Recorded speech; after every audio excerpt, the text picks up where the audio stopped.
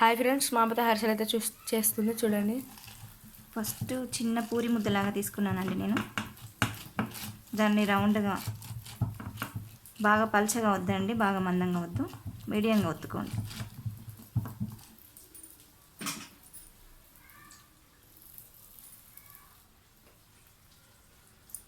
ఇక్కడ ఆల్రెడీ ఒకటి నూనెలో ఫ్రై అవుతుంది చూడండి.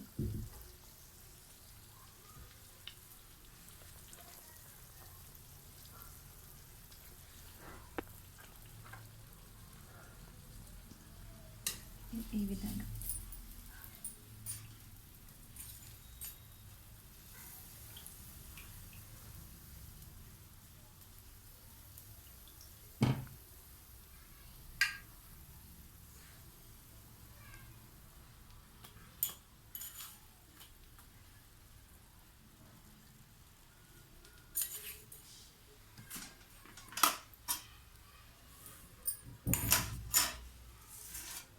చూడండి. ఇంకొకటి వేస్తున్నాను ఆయిల్.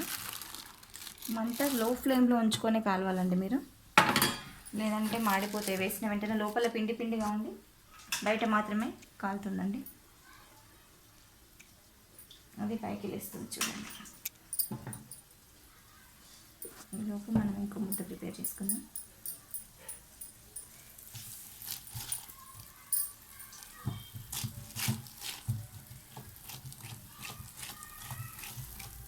చూడండి ఎలా ఉబ్బుతుంది.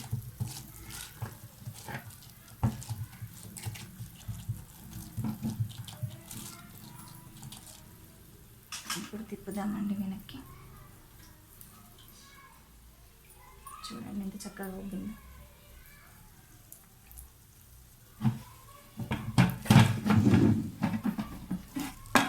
అదైతే మహర్షుల పిండి అండి.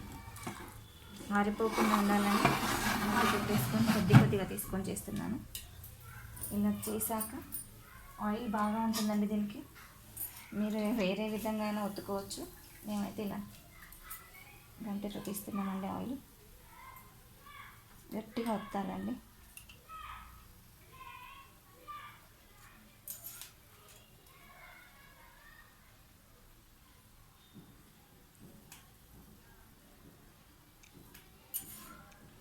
అయితే సరిపోతుంది.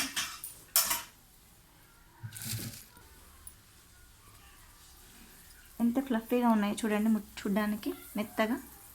చూడండి లోపల కూడా పిండి మొత్తం కాలే ఎంత బాగుందో, పిండి పిండిగా లేకుండా. క్రిస్పీగా తినేవాళ్ళు కొంచెం ఎక్కువగా కాల్చుకుంటే సరిపోతుందండి.